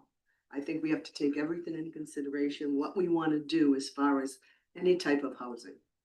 You don't want so much of a cluster that everybody's on everybody's backside. You need to develop and think and plan very carefully. And out of the construction industry that my husband was in for many, many years, you have to make sure your zoning is available, that your planning boards work with the people that want to come into the community. You've got to make them want to come here, okay? And you have to address the same way with any type of housing that you want to develop, whether it be affordable housing or anything else. And that's all I'm gonna say, but I'm in total agreement with, we should not lose control of what our town is. Thank you. Just something you want to share? I know you mentioned earlier, and then I'll go to Doug in the front and then Mr. Lilly in the back. I remember, I'm gonna write that down. I don't think the town should sign on to a NIMBY letter that tells the state just because Shikarchi's gone, now's our time to try to rescind the housing laws, not just get more involvement. We have local control. We have zoning. What the state does, it does bits and pieces of the zoning ordinance. Yeah, it's annoying having to do objective and specific criteria for special permits. I get it. But I don't think that a resolution signing on with a bunch of other angry rural towns is the answer either. I think it's just going up to the state house, advocating for yourself, talking to your state representatives, and not just whining about it after it all gets done and being angry with the result. You're not getting involved in the civic process. This is the result you get. That's all I got. Thank you. Well said. Go ahead, Doug. Douglas Delury, Richmond. I agree with Madam President Wilcox that we should make this or make it known that this resolution is our own. And I also agree with Councilor Madnick that we, should let the state know that we'd like to retain control over this zoning. But it needs to be coupled with a good faith effort on our part to amend our zoning laws to align with the goals for affordable housing and what Speaker Shikarchi and the state was trying to do in, bringing change to us. So we can let them know, okay, this was a kick in the pants to get us going, and we will get going, but we're going to do it on our own terms. And if we don't do it in time, then perhaps that's when we need to work together more closely and have some oversight. So that's my thought. Thank you. Oh, thank you, Mr. Lilly.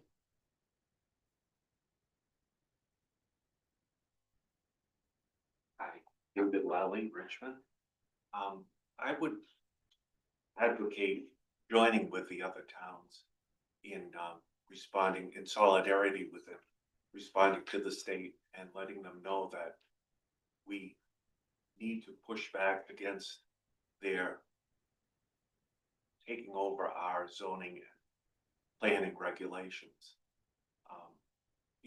If nothing else, it can lead to environmental disasters, such as the development around Sandy Pond, which is a wetland area where 9 homes are going in close proximity to the pond, which is a kettle pond, and it could lead to a toxic septic turnout of that pond. We know our environment better probably than the state. I believe the DEM just gave a hand wave to that project because of the state mandates. They just gave the green light without really doing the science behind that development. And so I would advocate for, again, Richmond to stand in solidarity with the other cities and towns and resolving to push back against the state mandates for affordable housing developments, because we know our own lands more intimately than the state. Thank you. Madam President, the last thing, if there's no one else. There was a ribbon cutting in Warwick not too long ago. This is the state's idea of affordable housing. Governor was there, they did the infamous ribbon cutting. $1,700 a month plus for a 750 square foot apartment, 2 bedrooms, heavily subsidized. The people that will eventually get these apartments will pay probably about a third of that. And then unfortunately, what ends up happening, you and I pay the balance. So if you wonder why your kids can't afford housing, that's because we're paying for these pet peeves that the state institutes. Now, there's also a 500 square foot apartment in that same facility at $1,100 a month, 1 bedroom. Again, heavily subsidized by the state. So whoever owns it, it's got a sweetheart deal with the state. This is what happens when the state takes control of housing. This is what happens when the state takes control. This is what happens when Mr. Sakachi takes control and dictates these things happening. Okay, so just keep in mind, $1,700 a month, 750 square feet. The people getting them pay a third of that. You, me, your family, your daughters, your sons are paying the balance, and you wonder why they can't afford housing and why housing has gotten so expensive. Counselor Colasanti. Oh, Counselor Polishano, go ahead. And then I'm gonna go, and then we'll see if we got any votes. Thank you, Ms. Lees. Yeah, you're welcome.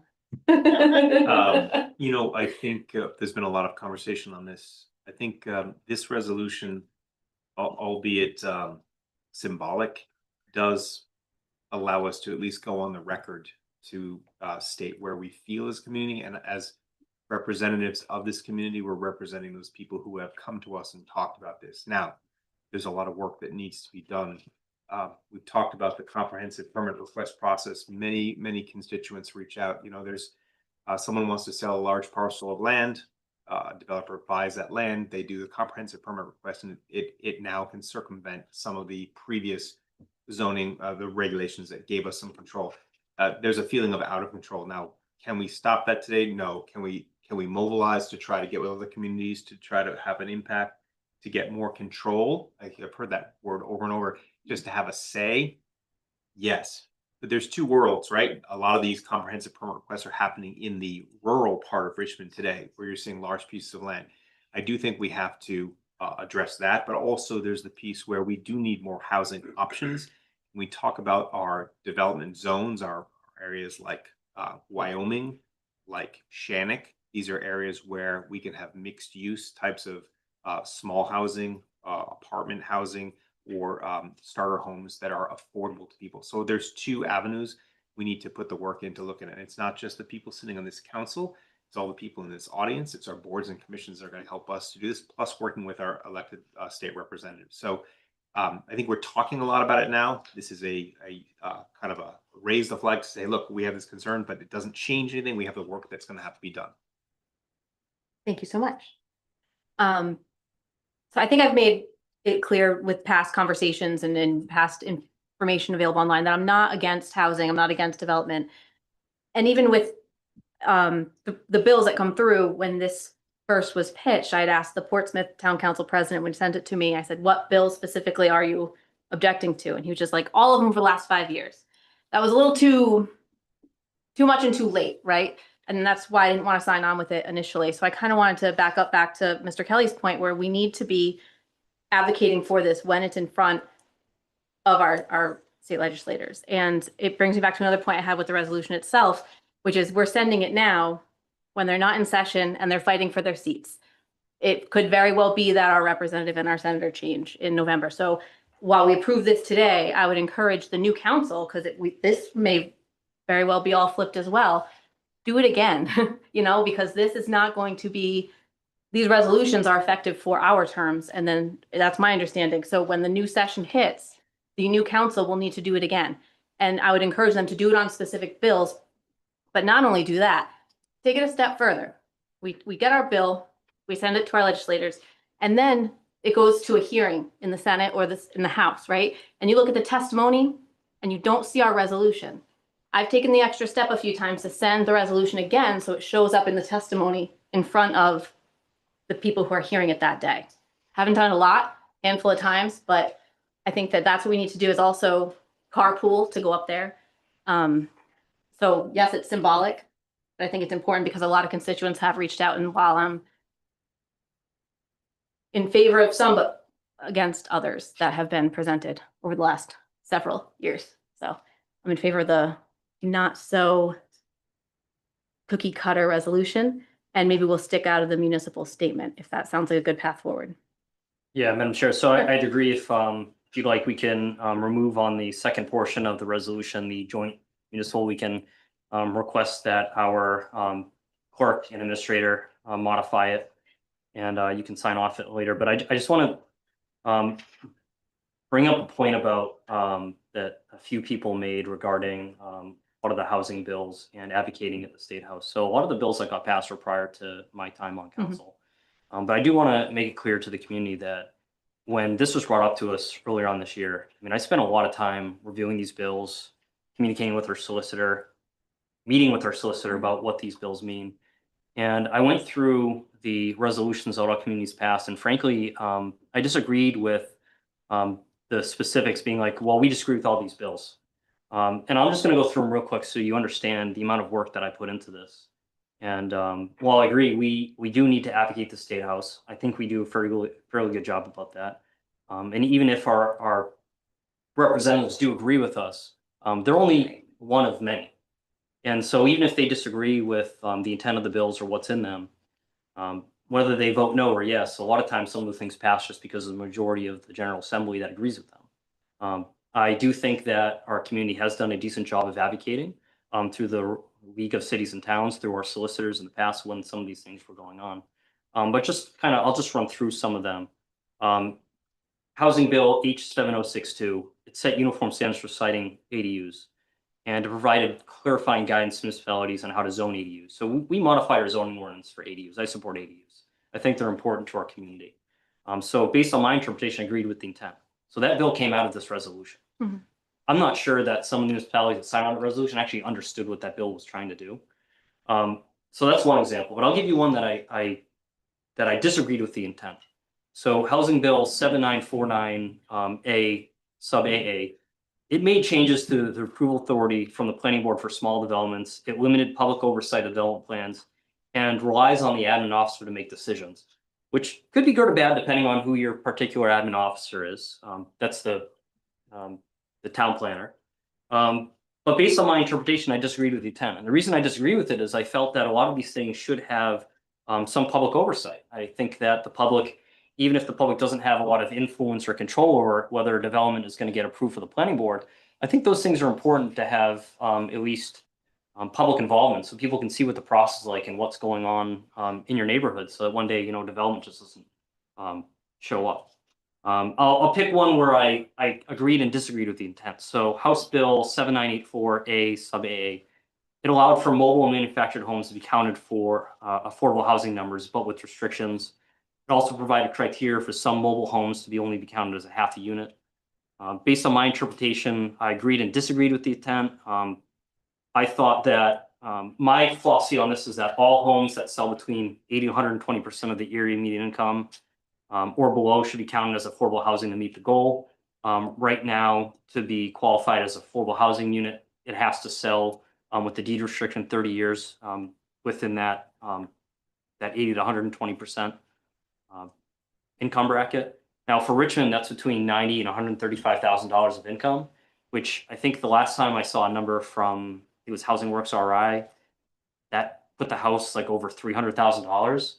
And I think some of the potential 2-bedroom units that might go in Richmond Commons are likely going to be within that price range. So those, because they're likely not going to be deed restricted affordable housing, won't count towards our goal. And I just felt that mobile and manufactured homes, regardless if they're deed restricted LMI, should be counted. One of the things that we worked on when Mr. Kelly was on the planning board with me is we modified our zoning ordinance such that manufactured homes were permitted in single family,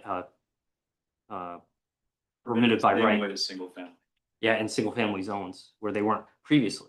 So we felt that that opened up the ability of smaller units to be placed on residential zones that they were previously prohibited. Now, what's interesting is we did that, but we haven't seen this explosion of manufactured homes or smaller units being developed on those properties. So one of the questions that always comes up, speaking of this resolution and all of the, the affordable housing and all the development we're trying to do is why isn't development happening at a faster pace? And I can tell you that from a town council and a planning board perspective, we can't force development. It happens naturally. Now, as Councilor Colasante stated, yeah, some regulations might prevent development. But I think generally it's just a matter of market forces and whether people want to actually develop their property. We can help facilitate that via our zoning and having some policy changes to the AHC. But generally, it's got to be economically viable. Yeah. Frankly, a lot of commodity costs have gone up so high that it almost makes it impossible to make a profit on housing bills. So, but anyway, to wrap it up, yes, I agree that with the resolution, we can remove the discussion regarding joint and make it a statement straight from Richmond. Awesome. Do you want to put it into a motion so we can, I don't think we have yet. I'll motion to approve the resolution concerning municipal authority over land use and housing decisions, in addition to the Richmond municipal statement regarding Rhode Island municipalities on the 2022-2025 state affordable housing laws. Super. Second. Any further council discussions? Sure, go ahead, Councilor Reynolds. So we're keeping the municipal statement, we're just taking the word joint off it? Yes, that is the intention. Unless you disagree with the statement, and then we can remove that from the resolution. I mean, I'm not crazy about it. I think our resolution covers it. I mean, there are parts of it that are okay. There are parts of it that I think are, a bit much, but, I can go either way, but I think that, our resolution addresses our issues and makes the point, but like I said, I could go either way. Yeah, Madam President, I just think at this point, it's just semantics. It really, as far as I'm concerned, doesn't matter which way it goes. I think we're gonna make our point. If it's just tweaking a few words, I could care less which way it goes. Because we're gonna get our intent well heard with that resolution. Yeah. I'd suggest removing the last 2 pages and just going with the resolution. Sure. If that's the case, then any discussion in the resolution regarding the joint municipal statement needs to be removed. Okay. Which is on me. Okay. Is that clear enough for the clerk and the admin to modify the resolution? Let's discuss. All right. Any further council discussion? Is that in the specific motion? It wasn't, he made a motion, we have a second, and then there was like a friendly amendment to the language in the resolution. Okay, and you got that under control? You got it? Okay. All right. We gotta be nice to them, because there's a lot of discussion back and forth over here, so she's good, Mm-hmm. But I put a super second on it, so. Yeah, just to summarize the discussion, we're gonna be removing the joint municipal statement and then any discussion regarding the joint municipal statement in the resolution must also be removed to reflect that modification. All right, seeing no further discussion, we'll go for our vote. Counselor Colasanti. Absolutely. Madnick. Yes. Palmigano. Yes. Reynolds. Yes. And Wilcox, yes. All right. That's my agenda. On to discussion and consideration of the hawkers, peddlers, door-to-door salesperson regulation that we've been working on. Is this going to Counselor Palmigano for an update or a town staff for an update? Yeah, I think probably the solicitor All right. and the administrator, because last time we had a couple of changes. And Right. There were, Madam President, there were, and I think they were making sure that the licensing fee was $150. Penalty was $250. That change was made. There were also, there were about 4 items, and I think Councilor Reynolds had pointed those out. We made notes on those. We addressed those within the code of fees and also in the body of the ordinance itself. Yeah, there were some consistency issues, I think that Councilor also pointed out as well. All right, so it's all been resolved. Do you have any? I believe so, yes. All right, do we have any further questions or comments on this one? Yeah, Sure. I'm personally, I'm comfortable with the changes and whatnot. I think it's adequate. It really falls in line for what we should be doing with this, so I agree with 100%. All right. Counselor Palmigano, do you want to do a motion for Yeah. a public hearing to advertise? Make a motion to authorize the town staff to advertise for public hearing for the proposed amendments to Richmond Town Code of Ordinance, Chapter 5.20 entitled Hawkers, Peddlers, and Door-to-Door Salespersons, adding sections 5.20.070 entitled Door-to-Door Commercial Solicitation, Regulation of Door-to-Door Commercial Solicitation, and Chapter 3.06 entitled Schedule of Fees with. There you go. There you go. Second, All right, so we have a motion or a second. Any further council discussion? sorry, you didn't get a super second. No, it's all right. I know work a lot of, thanks to the town staff and the council for refining this to make it the way it is today. So thanks. All right, we'll go for a roll call vote. Counselor Colasanti. Yes. Madnick. Yes. Palmigano. Yes. Reynolds. Yes. And Wilcox, yes. Number 3 of new business, they had a request that'll go onto a future agenda. So wait to hear from them. So we'll move on to number 4, discussion and consideration of the location of the 250th Liberty. Unless anybody had a question as to why we're pushing it off. Sorry if I moved too fast on that one. All right. Discussion and consideration of the location of the 250th Liberty Tree. So I talked with the town administrator a little bit about this. The 250th Commission was hoping to have the Liberty Tree from the state. If anybody's not familiar with that, the state is giving each municipality a Liberty Tree in celebration of the nation's 250th birthday. I'm a liaison to that commission for the council, and we had been discussing planting it across the street in celebration also of the new pavilion that'll be up before the end of the year. And through conversations with staff, concerns with rooting, not roofing, sorry. I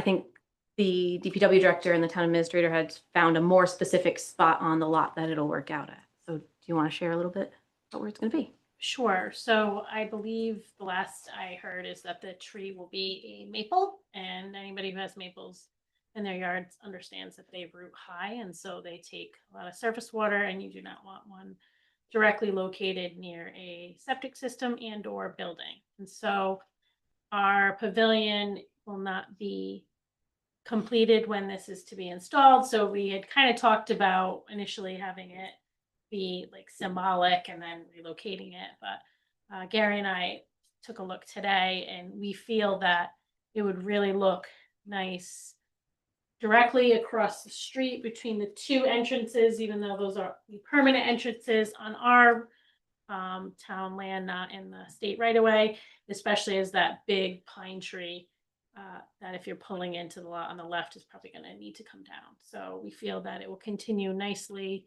with what the state did for landscaping, as well as it will be actually be able to be planted and not interfere with any of the project at the pavilion. So that is, if you're looking on that side of the road, that is where we feel it might look nice. Madam President, Sure, go ahead. is there gonna be like a nice piece of granite with a bronze plaque on there so that way when people view the tree, they can go up and they'll know what the tree is specifically for. It's not granite, but there will be a plaque there. There will be a plaque. Yes, Maybe we should consider granite. I think the state's paying. So they can put in what they'd like. That is not in this year's budget, so. Yeah, exactly. What they call low-income plastic, right? Yeah. Madam Chair, Yes, sir. what variety of maple is this and how tall will it get? So it is it's not a red maple, so it'll get full size like the corner maple. Kind of behind the pavilion is there now. Very similar to the maples along the Beaver River roadway. My knowledge, so it eventually will get quite large. Right. So for long term, we need a location that can support that. Well, here's my concern. I just brought up the street view because I'm kind of curious what that plot of land is. There are electrical utilities, wires that cross right over it. Yep, so it's gonna go way. in the Not back. here. No. Oh, way back here. Yeah, back. Yeah. Okay. All right. Cool. All right, do we need like a motion? Because it sounds like we have some council buy-in. Okay. All right, I do have a person, I'm just checking with what she's looking for, what's the being up here. I do have a member of the public who'd like to ask a question. Do you mind going to the podium? If you don't mind, just because the microphone gets you better, so people online can still hear what we're talking about. I didn't hear what kind of job, this is David Well here in Richmond.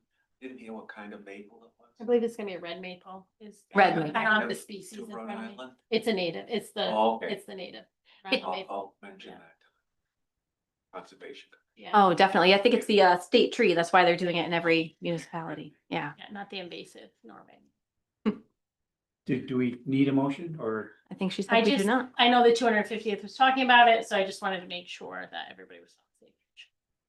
Or Awesome. would you feel more comfortable with a motion? No, I'm Okay. good. I actually, we got consensus. Motion to plant. Okay. Let's not buy in case we need to switch it around. On to our last item then, discussion and consideration of a request of support of the Shannock Mill project application for the municipal neighborhood revitalization program to transform blighted properties into new housing. Tail it off, I couldn't even. So that, I'm sorry, I should use my microphone. So yeah, do we have an action on this item? Yeah. Or, yeah, The motion to approve the request for support of the Shannock Mill project application for the municipal neighborhood revitalization program to transform blighted properties into new housing. Second. What action do you need us to authorize you to do? Anything I'll just send a letter of support unless. authorizing the town Something different. administrator to send a letter of support? awesome. Is this, Yeah, do you have any questions? Go ahead, Counselor Reynolds, getting there. is this the same grant that we discussed at the last meeting? No, this This is a different one? Okay. I think Mr. Marlowe's here. Is a letter of support sufficient or do you need anything yeah. else? Do you want to come over to the podium? Yes. For your time. Yeah, thank you. This program What's your is name, for, Jeff Marlowe. I have a small business, called the Shannock Mill Project. It's located in Shannock. Our principal goals of that is the site remediation of the former Shannock Mill site, with the idea of, reuse and redevelopment. So that's it. We've been working on this project for at least 6 years in September. And we've worked with the state DEM as part of the Green Bond Remediation Brownfield Economic Development Program. The state and I have been working together on this for 6 years. There's 3 grants that have totaled $1,015,000 that have been used to clean up the site, get it ready for repurpose. And this program is available only to municipalities and like bodies. So the application would actually have to come from the municipality. We would be the local partner on that, and we would advocate for the town's support to be able to use any available funding received from this program to continue the site remediation and also work on new development ideas. This would be architectural engineering projects that would go towards the reuse and repurpose of the site. So I think the town of Richmond just, if anybody's new, has got a long history of supporting Shannock's revitalization. Back in the early 2000s, the town was instrumental in securing CDBG funding for the Shannock Water District. That water district funding allowed for improvements and upgrades to the infrastructure, also included the network expansion to include neighboring Columbia Heights as well as the entire village.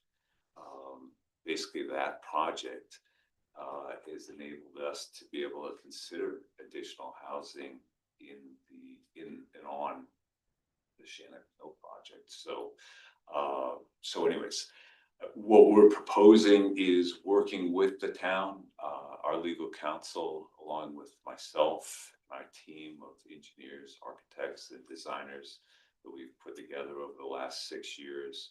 Would be putting together the application. There'd be no time, no finance charges to the town on this. If we were successful in actually getting some funding for the project, we would work with the town and make sure any administration was dealt with. As I say, we've been the local partner working with the state of Rhode Island on this green bond money.